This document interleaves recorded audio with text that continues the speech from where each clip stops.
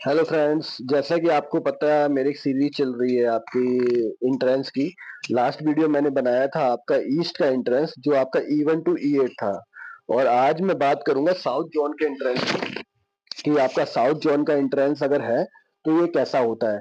सबसे पहले मैं आपको बताता हूँ कि हमारे बड़े बुजुर्ग थे वो हमेशा कहते थे कि दक्षिण मुखी मकान नहीं लेना है। उसका रीजन यही होता था कि साउथ जोन की सारी एंट्रियां केवल दो ही एंट्रियां हैं जो अच्छी है वास्तु के हिसाब से। अदरवाइज छह की छह एंट्रियां बहुत ही खराब है, बहुत ही बैड रिजल्ट देती हैं आपको।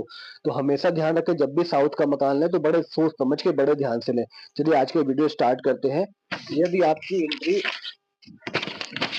S1 में आती है, अगर आपकी एंट्री S1 में आती है, मैं इसको जूम कर लेता हूँ। अब देखिए आपकी ये S1 की एंट्री आपको दिख रही होगी जहाँ S1 लिखा हुआ है।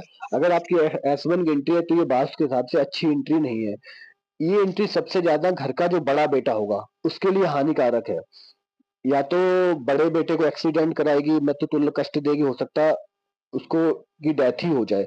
अगर ऐसा नहीं होता, उसकी कुंडली स्ट्रांग है और उसके ग्रह मजबूत बैठे हुए हैं, तो ये क्या कराएगी, उसके पेरेंट्स को उससे डिस्कनेक्ट करा देगी। लड़ाई झगड़े आपस में बढ़ते रहेंगे, चीजें को मनमुटाव बना रहेगा, बोलचाल बंद हो जाएगी।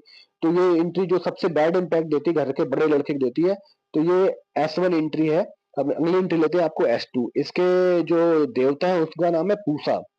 अगर आपकी S2 की एंट्री, वैसे तो एंट्री अच्छी नहीं है, इसमें क्या होता है ये आपको आपके रिलेटिव से दूर करती है। आपके रिलेटिव ना आपके लिए परेशानियां खड़ी खड़ी करते रहेंगे, जो आपके रिश्तेदार हैं।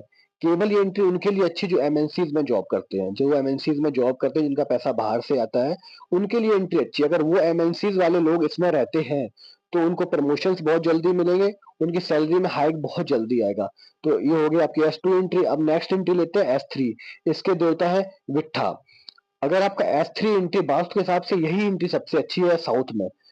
आपके S3 एंट्री है तो उसमें क्या होगा, अगर आप S3 एंट्री मकान में रहते हैं, इसमें पावर, प्रॉस्पेरिटी, सक्सेस तीनों चीजें आपको मिल जाएंगी। बहुत अच्छी एंट्री है। आपको अगर S3 का मकान मिलता है बिना सोचे आप इसको ले सकते हैं।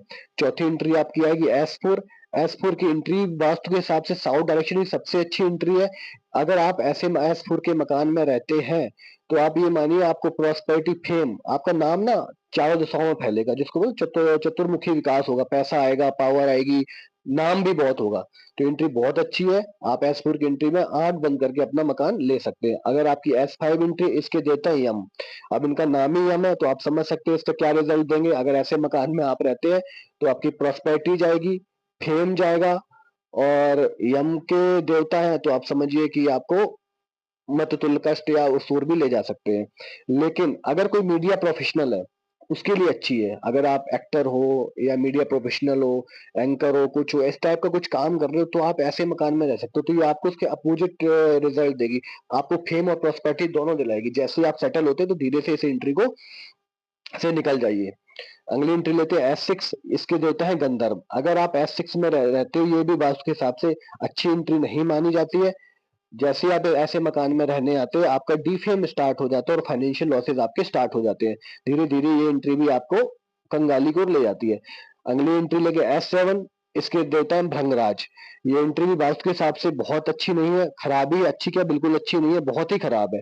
आपका हार्ड वर्क है ना, आपको रिजल्ट नहीं मिलता। आप चाहे कितनी मेहनत कर लो, आपको डिसअपॉइंटमेंट ही मिलेगी इस एंट्री में रहने से। और आपको जब आपके मेहनत का हार्ड वर्क का रिजल्ट नहीं मिलेगा तो मतलब आपका पैसा नहीं आएगा। तो एंट्री भी वास्तु के हिसाब से अच्छी नहीं है। अगली एंट्री लेते हैं अपनी एसेट। एसेट के जो देवता है वो मृगा है। अगर एसेट की एंट्री में हम रहते हैं तो आप मानिए इस घर में, इस टाइप के एंट्रेंस के घर में रहने वाले लोग बहुत इंसेंसिटिव होंगे, रूड होंगे। तो जिसकी वजह से धीरे धीरे उनका संपर्क ना समाज से कटता जाएगा। वो समाज की मेन स्ट्रीम से अलग, या तो लोग उनको छोड़ देंगे या वो समाज को छोड़ देंगे। तो धीरे धीरे क्या होगा, जब लोग समाज से नहीं जुड़ेंगे तो पैसा नहीं आएगा, पावर पोजीशन धीरे धीरे सब डिफेम होता चला जाएगा। तो एंट्री बहुत अच्छी नहीं है। तो जब भी आप साउथ का मकान ले, मैं फिर से वही बात कहना चाहूंगा, जब भी आप अपने साउथ का मकान खरीदने जाएं, साउथ फेसिंग का, या आप उसको रेंट पे भी लेने जाए रहने के लिए, तो आप मानिए बहुत सोच समझ के बहुत ध्यान से ले। क्योंकि और दिशाओं में वास्तु की एंट्रियां उतना बैड इंपैक्ट नहीं देती, कहीं ना कहीं धीरे धीरे वो मैनेज हो जाती है।